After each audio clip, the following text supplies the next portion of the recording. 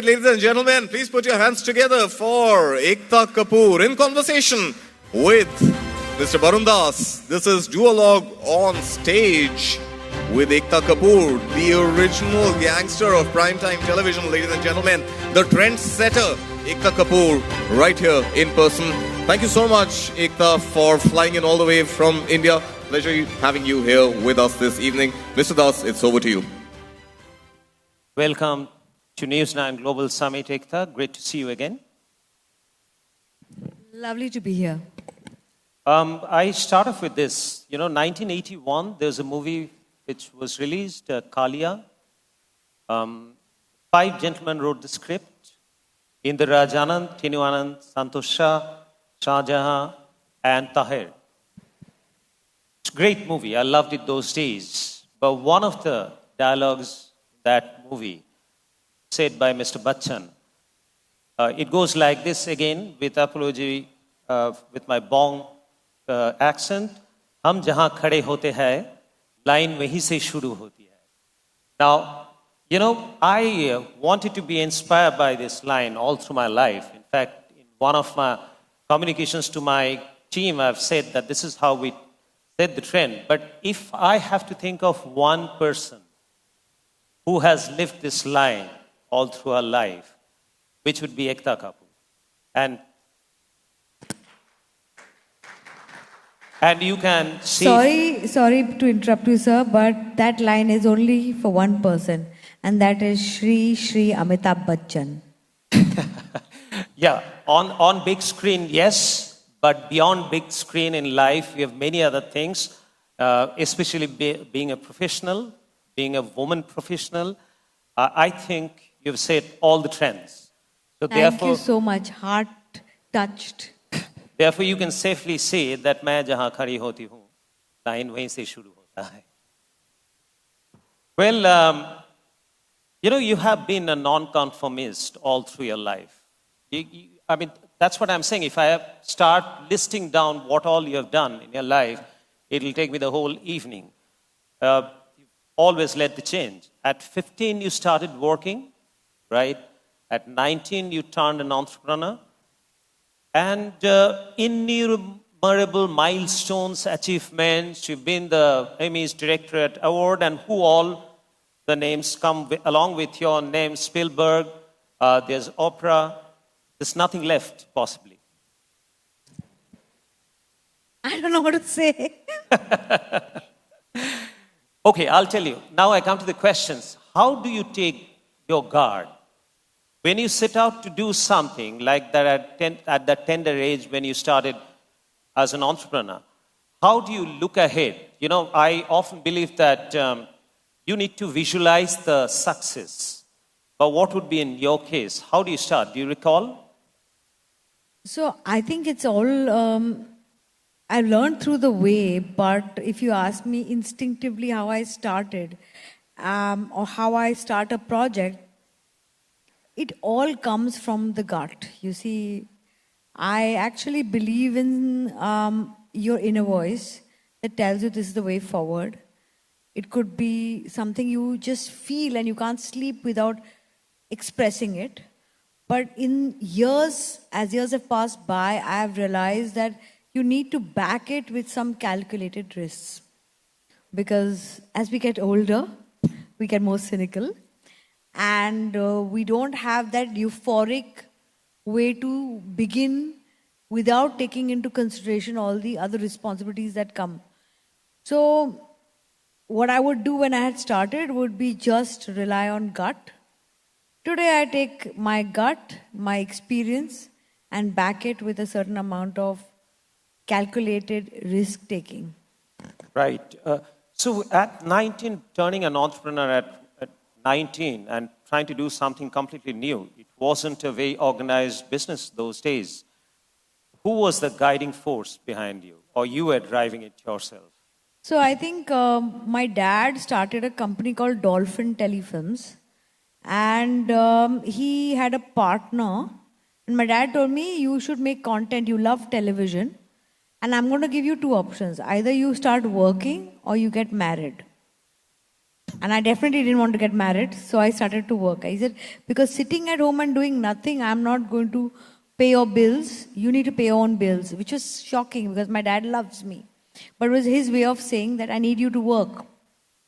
And he started this company, and his partner turned around and told him, are you trying to set up your daughter? Because clearly you look like you want to give her a job. That's why you're starting this company. And that hit me hard. I was like, I told my dad, I said, why are you doing this? You think I can do it?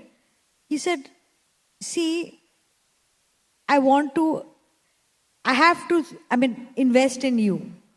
Either I put money behind you, either I put belief behind you, or either put something behind you. And now currently my partner doesn't want to put money, so my belief is there. And there is very little money. Can you do this? I was like, but this is, and we were not in a situation wherein we had money to splurge. He was going through his fag end of his career. And I realized that my father believed in me, and there's no bigger motivation than belief. And he told me, as long as you've tried, I'm okay if you fail. And I started making a show called Hum Panch. And I went to Siddhivinayak and kept that pilot in ZTV's office. And I said, I put my best foot forward. The rest I leave to God. And I came back home. And in exactly 1 hour, I got a call. And that changed my life. And life took a huge turn.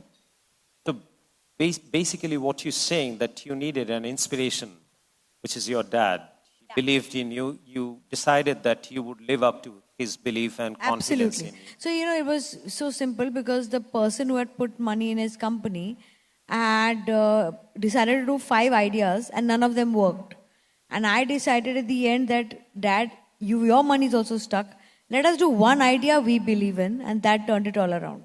So a few ones before that didn't do that well, right? First 6 or 7 pilots that you had made, there was no takers. So I guess that's journey, like Sir was speaking about. You give one hit film and then suddenly for 3 years you're home. And I had those many years where people were like, okay, this is because of your dad.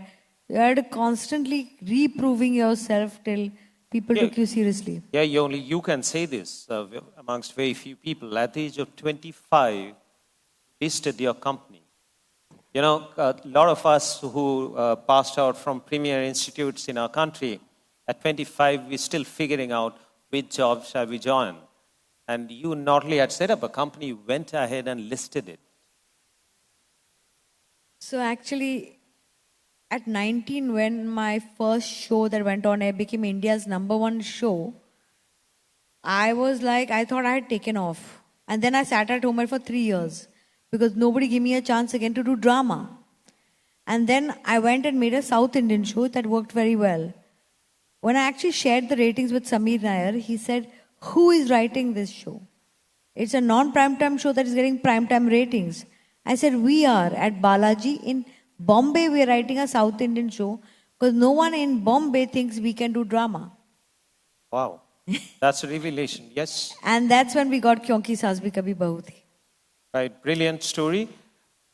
And, while if I start talking about your success milestones, as I said, that we'll take the whole evening, let's branch out to a few other aspects of your life where you have really, really set trends.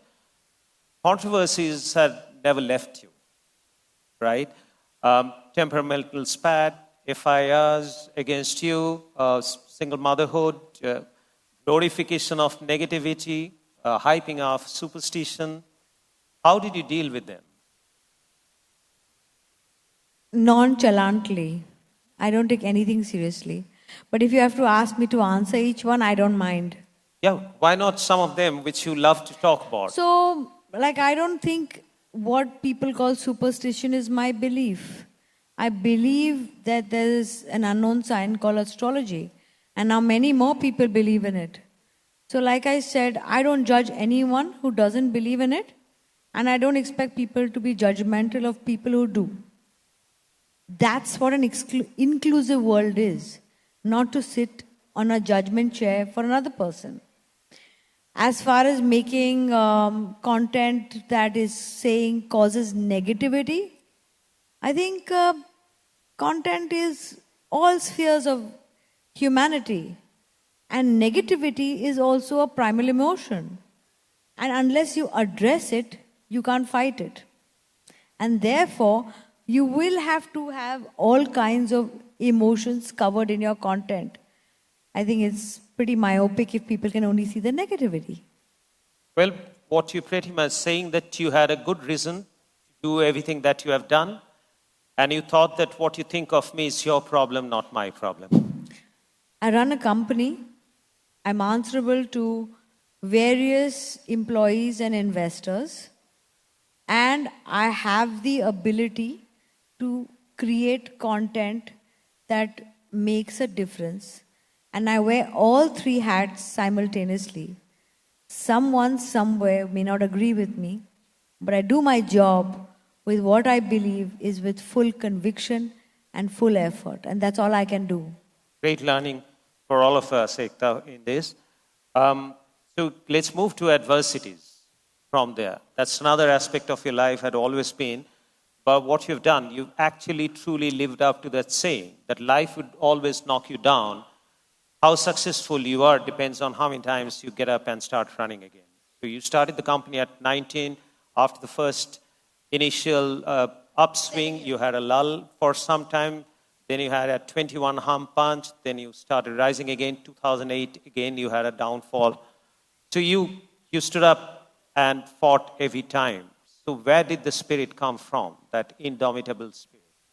I think inspiration comes from I do nothing else to do. I mean, I don't know how to live my life. I couldn't create hobbies. I started working very young. I just want to be working because this is where I find solace and my individuality and my expression. So there is no other way but to start again because I have no other option. I never cultivated it. I never worked for only money. I worked because this is where I found my calling. So unfortunately or fortunately, I just can't fly away to Switzerland and do a ski trip. I find that holiday feeling at my office. So I just put my head down and keep working. And some years go good, some years go bad. I just hope that I have enough work for the coming year and I move forward. Brilliant. Once again, very nice, very well said. And you have also made no effort to sort of conceal things which can be viewed as judgmental. Your anxiety issue, which you have been very vocal about, you've expressed that and you have handled it. Anger issues, you mean? Yeah. Well, the two sides of the same coin, maybe. Yes, true. Riddhi, would you want to say something to that? All my friends, all the people who know me, know that I'm extremely reactive. And I've tried my best in the years as I've gone older to fight it. And to a great deal I have. I think I'm no longer the person I was 5 years ago or 10 years ago. I feel that's where that's where my personal evolution is. And I keep aiming for it. 80% I've overcome it. 20% I still feel there is scope for improvement that I do and try every day. So this is like an ongoing fight with myself. But I think it's a flaw. So I think everyone is flawed that way. But I'm saying, so the inner re-engineering, you did it yourself. But who helped you realize that you need to change? You yourself? As in, who make me realize Who helped you to realize that you need to change? That's your own self? So I think it's all the people who come into your life who are friends or family or your child or your peers or your colleagues who in different times say that this is something we can't tolerate in you. And if you want to maintain that relationship So of there are friendship, people who came up to you and gave you that yeah, feedback. yeah. And I'm eternally grateful to them. Right. Because without them, there would not be an updated version of me. Wonderful. Thus, you're living that principle that leaders doesn't need sycophants around. They rather need somebody who'd come and tell them that what's wrong in them. I think you would agree that none of us would want to be the smartest people in the room, at least in our offices. We rather have people who are smarter than us. Absolutely. Absolutely. Find out people who are smarter than you and then let them work.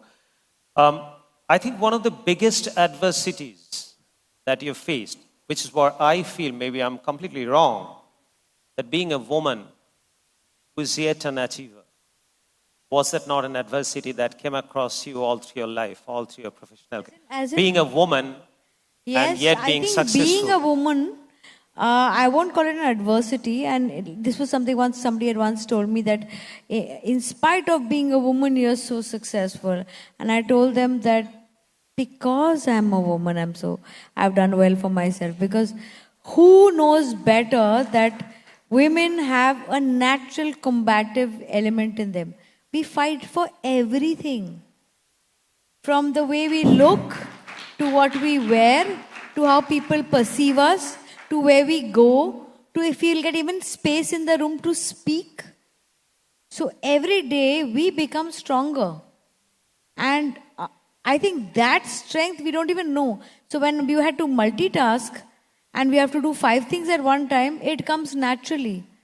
My mom, I'd like to say this because this is something very few people know, is probably the best person in production in India. Like her, there are only 2 other production heads who match up. One is Vikramaditya Motwani's mother, who is probably one of the best in production. And one is, I think, Mohit Suri's aunt. I don't remember their names, but I know the 3 of them. Because these women know production better than any male production head. And why is that? Because my mom and I asked her, I said, why did you know production so well? When you didn't even get training in production, she said, every day I made the budget of my house. And when you learn to make a budget, you know where you can negotiate, where you can cut. This instinct she had developed. Therefore, I think women in making budgets or setting up production budgets, she got it naturally. So like these are combative elements in women. That's why I always say, I think most of my success is because I'm a woman. Well, very well said. While I agree with you, I have a slightly different take here, maybe a perspective. I definitely know that women have to really fight hard. That's because I believe that collectively they were not given their fair share. And my take on this is that, we started with the Stone Age, where men used to go out and hunt and earn livelihood for the family. Women looked after the family. But those era was of brutal force. We had to go out and hunt. But the world has moved, and I've said that in many of my shows, and I keep saying that the world has moved from a physical strength-driven ruling to a mental strength-driven ruling.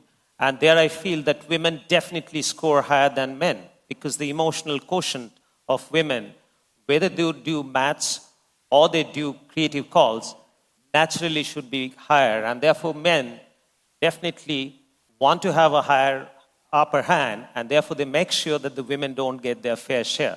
So that I believe, and that's what I hold you with such huge respect, that what you've done in a male-dominated industry is something that will inspire not only women, that should inspire all the men as well. So that's my take on this. Now I come to another part, Ekta the Enigma. Enigma. Well, what I mean by my own definition of enigma here in this context is that you swung both extreme, right? On one end, you're a fantastic creative person, you're the creative goddess. On the other extreme, you're a sharp strategist. So they are 2 completely opposite polarity. I would seldom find another person who would be equally adept and equally competent in both these aspects. So which one is Ekta? Is she the creative goddess or she's the sharp strategist? Which is your real self? I honestly think I'm both. Once a friend of mine told me, I think above everything else, I'm very self aware. I think that is my strength. It also sometimes puts me back, but that's where I think. So I don't believe creativity without the economics makes sense unless you work it out in a way. Because I was just telling a friend of mine yesterday that I think creativity for me means that there is it should set up a commerce, it should set up a gateway for a lot of other creators to create better content. It cannot be limiting, and it becomes limiting if there's no commerce and no commercial viability attached to it. And this is my belief. At the same time, if I believe in a piece of content and I believe that this will not work, I don't not make it. I make it with padding it with content which I believe will carry this maybe gem of a piece of, it may not be entertaining, maybe something I really want to say, but I will pad it with very, very commercial content. And that's what I did. So I remember there was this year when I made Udta Punjab. People asked me, how did you finance Udta Punjab when a whole industry was not willing to pick up the film? I said, I never financed Udta Punjab. Ye Hai Mohabbatein did. I said, when Ye Hai Mohabbatein did well, channels were willing to buy content from me. And I said, okay, this is my chance to back an Udta Punjab. Excellent. You know why it is unique? Once again, I think a creator, I believe that when somebody writes a song, somebody draws a picture, the creative art, it's not really doing, it's an expression of feelings. So for instance, if I ask a fantastic a poet to write a poetry which will be sellable, his creativity won't flow. So therefore, usually what's done is that somebody else has to be there who would make commerce out of creativity. The kind of role that I play in profession. But that's where you are unique. Like you have contributed the hum punch and in those days hum punch, right? Some 25, 30 years back. 30 years. 30 years back. So you had that creative zeal in you. You had that creative pulse. You know what works, what doesn't work. And at the same time, you have that bent of mind where you're a strategist. I mean, you were just talking to me about 75 IPs, film IPs that you created. I can tell you for sure that very few people in this country had been thinking IPs. One of the drawbacks that our industry has, media and entertainment industry, that we haven't created IPs.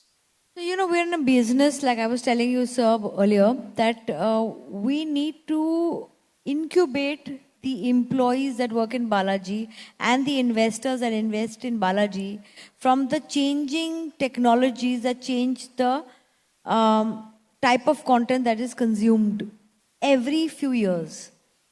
That's why we work in a very portfolio setup kind of model, wherein we have some B2B businesses, some B2C businesses, some businesses, as in some part of Balaji works on volume production, wherein we just work on getting our 20% margin, and some part of it works on building IPs with high impact content, because there we will find value creation.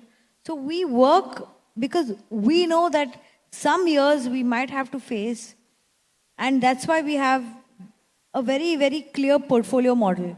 Without putting all our eggs in one basket, we try to incubate the company from all the different changing mediums and see that we can always be in the running.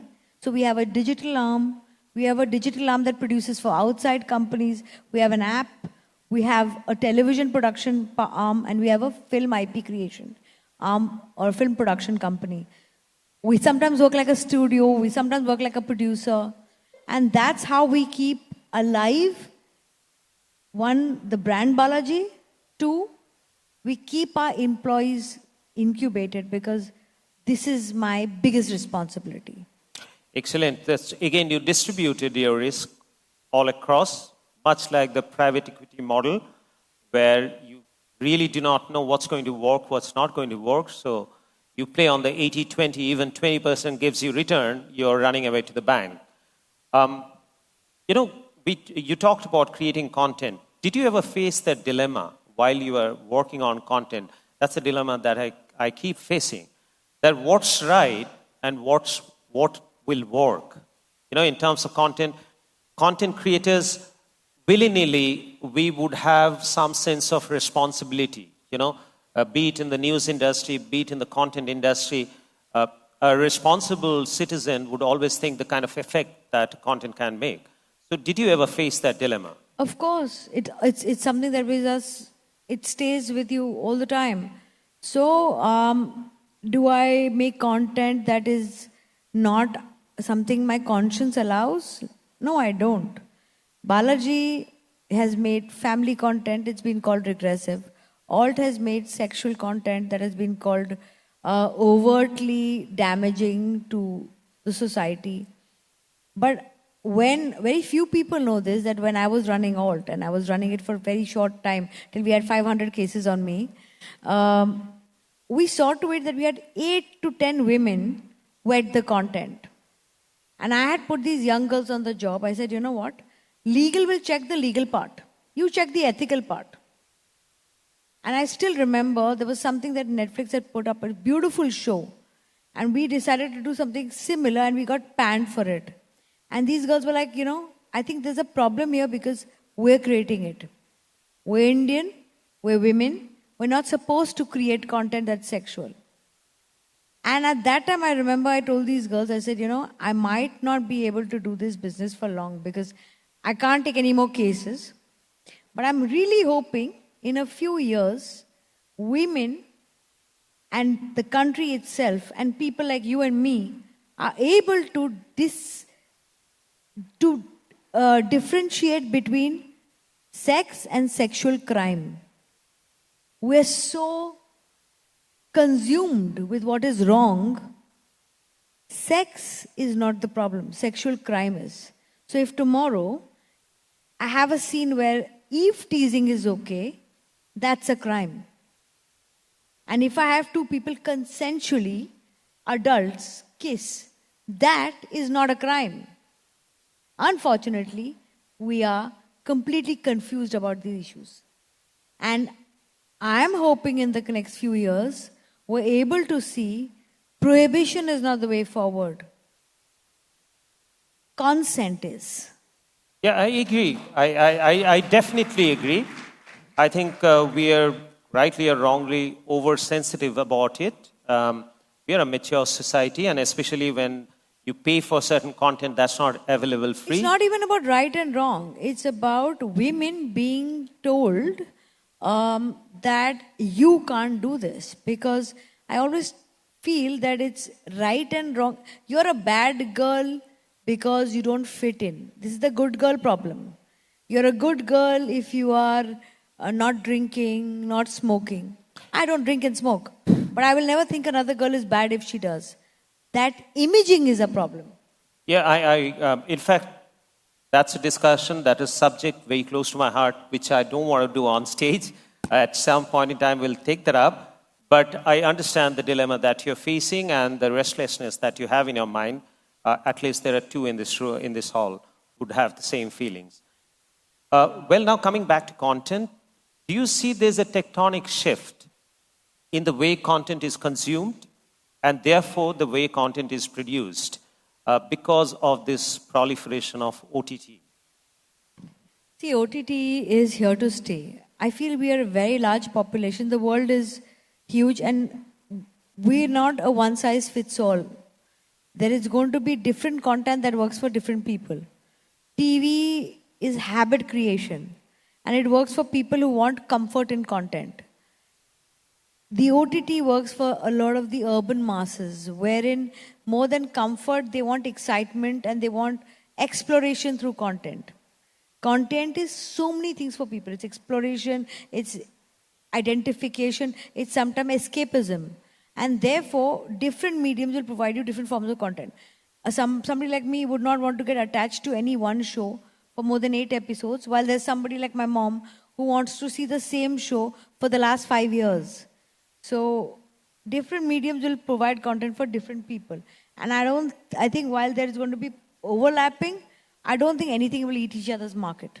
Yes, so that's true. So, what did you see the fate of box office with the advent of or the proliferation of OTT? Will it going to help box office? Just in the last few years, while we've seen that OTT has changed the way box office is getting its numbers and is consumed, you haven't had 500 crore, 1000 crore films before this. You have it now. And yet you don't have so many flops as you had earlier. That's because you need to create content that is for the theaters now. And it has to be something you will be willing to pay for. So that way, content in theaters has changed. But would people still watch the content that is intimate and sweet? Yes. But they now watch it in another medium. It gives content providers actually now a choice to decide where they want to put their content. Absolutely. And I often say that as an example, I think the relation between the OTT and box office, they will continue to coexist. It's something like your home kitchen and restaurant outside. You go for exotic stuff, for experience to eat out, but every day you need your own preferred food at home. So that's if the we're same. talking about the OG restaurant business or anything, we should talk about Sunil sir here. If he thinks that we sort of mentored him, you have mentored me so much for the way you have grown as an entrepreneur. I keep following how you have built your business, sir. Big salute to you. So she must be that Ekalavya. You haven't taught her. but Always your Eklavya, sir. She learned it from looking at you, being inspired by you. Well, when you talk about content creation, I would just have one more question in this. I always wanted to ask you that how do you approach creating of a content? When you think about launching a new show, or when you think about launching a new or producing a new film, in business it's very easy. I mean, you are a businesswoman too. But when somebody wants to start a new business, we say that there are two things. Either one or both you can leverage. Either you can leverage your competence, or you leverage an opportunity which the market offers. It's very cut and dried, possibly easier. So when you think of a content, what goes on in your mind while you decide on a choice of a content? See, I think the economics follow, but if you ask me when I start, how do I start? Then either I leverage my own competence or I leverage someone else's. So either I'm allying with a creator who I believe in, or I create the content if I feel I'm the right person to create this, and this is my core competency. Business will follow. You cannot start knowing the business because that is No, the wrong that way I to- said in the business context. So I wanted to ask, like, for instance, you have a theme in your mind and you want to build a content or you create a content on that. So if I have a theme in my mind and I feel that it is a great TV theme and this is what I know how to do best, then I create it. But if I feel this is a great theme, but I don't think I'm the right person to make it, then I wear the hat of a studio. Like I thought when I was trying to do this collab with Guneet, I told her, I said, I want to make something like this. And then Puglet was her idea. But I collaborated with her on that because I was like, I won't be able to make a Puglet. But you will. So I'll collaborate with you. And that's how we began the journey. So like I said, it has to be, if it's my core competency and that idea, I think I can make it, then I will. Or I will go to somebody. Like I have partnered with great creators too. Right. So it's a concept which drives you first, that you incubate a concept, whether yourself or outside. Now, you spoke about OTT. Alt Balaji, Alt is possibly one of the very few Indian OTT platforms which are doing well, and you just shared with me that you've turned profitable also. So how did that happen? How did the journey happen? How did you think about getting into that? 2017, possibly Alt was launched? 2017 we started Alt, and in about so I think we had really bad years in 2021, 2022, 2023, and then we've had a minor turnaround in the last few months. I think it's a lot of like understanding of how much you're earning vis-a-vis how much you're spending, and working towards seeing that you're buoyant and you stay above ground, because we lost a lot of money, and unfortunately it took us a lot of setbacks to realize how to turn it around, and now hopefully it's getting out of the red into the green, so fingers crossed. Well done. But does it really, you have to compromise on the size, you know? If you take about Netflix worldwide, while we spoke in terms of valuation, there'd be, I think, 17th or 18th most valuable company in the world, but they started making profit only recently. They must have been in business for about 20 years. So they had the depth in their pocket. So they kept on investing. Because our group also has that Telugu app, OTT app called AHA. So obviously, for an Indian entrepreneur, we get a little jittery when you continue to make loss and your other businesses funding that losses. And therefore, we try to, in the quest for a quick break-even, so we compromise and we start cutting corners. So the size of the business diminishes. Did it happen to you? While you turned profitable, did your business size diminish? Yes, because we've seen so many of these really big entrepreneurs who have led their company out of ego and not been able to downsize when you realize that the company is sinking. You have to understand that, okay, I can't be competing with the big boys in this business, because at this point, my runway of cash burn is only this much. At this point, I will be turning bankrupt.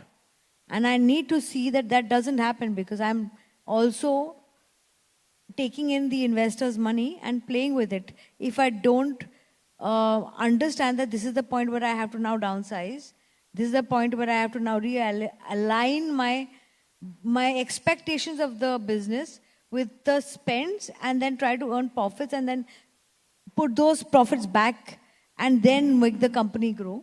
And so this happens in every entrepreneur's life, and it must be because while we are operating on a global level, we still were promoters who were a mid-cap company, running a mid-cap company, and we did not have the financial leeway to build a value-based company in a company with the profitability of the television business. And we had to see that this business survives on its own. So there was a little bit of humbling and a little bit of eating a humble pie. And then it was putting your socks up, pulling your socks up, and going out there, doing the heavy lifting and turning the company around. And saying, okay, this is our pool. We play here, and we play with the same money that we earn, and we go green. Right, with tough decision, but I feel watching it from outside as an industry watcher, I think collectively the OTT industry could have done better in terms of their pricing. I think at that price you're giving away, and therefore you're killing each other. While if the whole industry wakes up and takes a relook at the pricing, I'm sure that things will get much better. One pricing, and then you have this B2B subscription offer. So if people are losing trust in a subscription-driven model. I agree with you, but till that happens, we would have to survive, and I hope good sense prevails. Right, last but not the least, Ekta, what's next? What's keeping you running still? What are you trying to arrive at? What's your next target? What's your next big I think it's goal? going to be movies, building IPs, and bringing back one of my OG shows, which I'm not officially allowed to speak about. Okay. But let's hope for that. Right, so there's a lot up your sleeves yet. Well, Ekta, I think you created the original K drama in India. And now the world has another K phenomenon, which is a Korean drama. And India, we're still hoping that we would create another set of K phenomenon in the world arena. And if one person in the industry was capable to fulfill that dream, to my mind, it will be Ekta. Thank you very much. Thank you so much.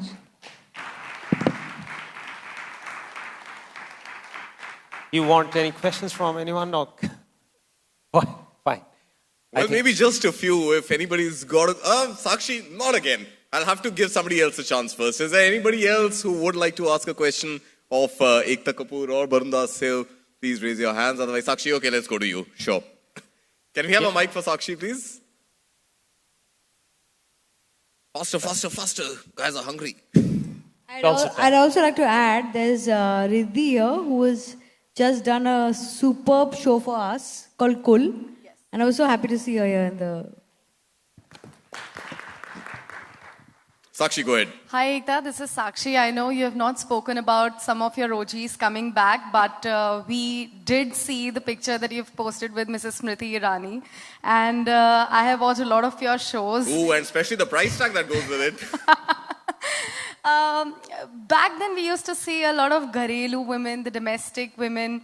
Nowadays, we look at you venturing out to the OTT platform. We are looking at more of the modern and bold women. So the concept in your shows has slightly changed. So are we going to look at, Tulsi Virani, but the modern version? And is Mihir going to live a little longer? I just want to say that it's the modernity of a woman is not about how she wears her clothes. So Tulsi is going to be extremely modern, but she's still going to wear a sari because that's her favorite form of clothing.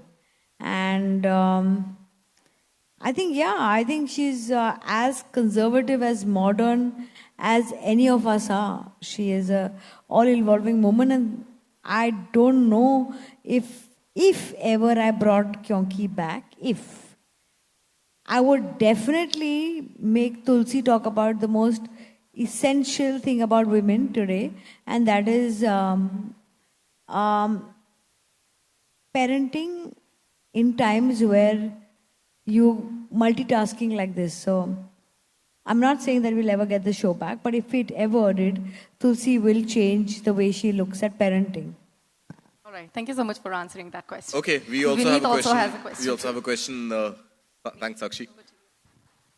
सबसे पहले मैं बधाई देना चाहता हूँ you are like a book किसी को पहले आपके ऊपर एक किताब लिखनी चाहिए because it's full of inspiration 18-19 साल की उम्र में जहाँ बच्चे ये सोचते हैं कि ज़िंदगी में करना क्या है वहाँ आपने रास्ते तय कर दिए तो बहुत बड़ी चीज़ है और समय के साथ इवॉल्व होते चले गए हम लोगों ने देखा है मेरा सवाल ये है कि ऐसा क्यों होता है कि जब हम कोई कहानियाँ लेके जाते हैं अपनी कंट्री में आईपीज पूरी चली जाती है it's very difficult to hold the IPs like I am trying to do something with my show जिसे मैंने बनाया हर तरीके से आगे लेके जाना चाहता हूं but stage 1 step 1 you have to sign on a paper जहां 100% आईपी आपके पास वहां 0.01% भी मेरा नहीं होता क्या करूं कैसे करूं कैसे मैं आपको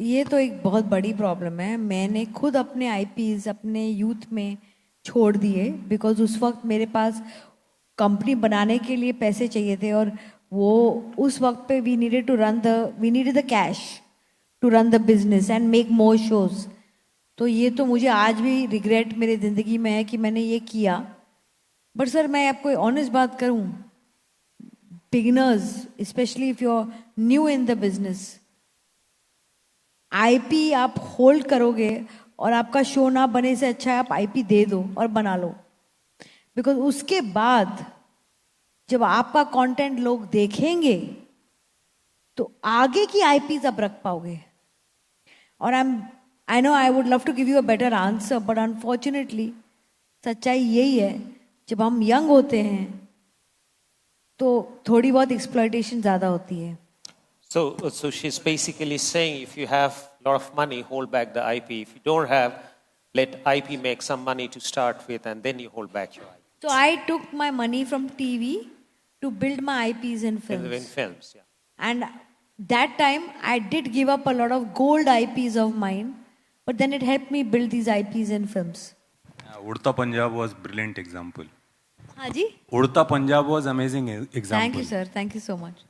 Ekta, I have one question for you if you'll indulge me, and I really want to understand how disruptive is artificial intelligence and how much of that are you using in the new productions that There's you're my undertaking? friend here called Chetan. He's now Hi, running Chetan. our AI department, We're now going to create AI stories. AI is going to make creators grow exponentially. Grow exponentially or Yes. go exponentially? Grow. Okay, that's good to hear. I think It's like as long saying as that having all the information on Google took away your brains. They didn't. It's going to be a calculator.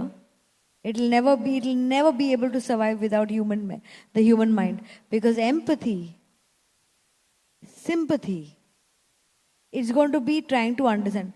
You cannot be able to create that. But it will give you wings to fly as far as visualization goes. all right. Well, with that, I think let's call it a round of applause, at least to begin with for now. And thank you so much, Ekta. Thank you, Mr. Barun Das. May I please request Mr. Sunil Shetty to join And us the on ambassador stage too. for a photo op first. And thereafter, of course, we'll also have the felicitation. Let's do a quick photo op first with the two who have been on this duologue on stage. And after that, I would also like to request the of course, ambassador. we'll just request the ambassador also. Let's have a quick photo op, and of course, we'll now have the ambassador also join us on stage. And let's felicitate Ekta Kapoor, ma'am, if we can take the gift hamper. May I also request Mr. Anand Roongta, Managing Director of Famous Studios, to join us on stage for this momentous occasion. Thank you so much, Anand. It's a pleasure having you here with us this evening. A round of applause, please.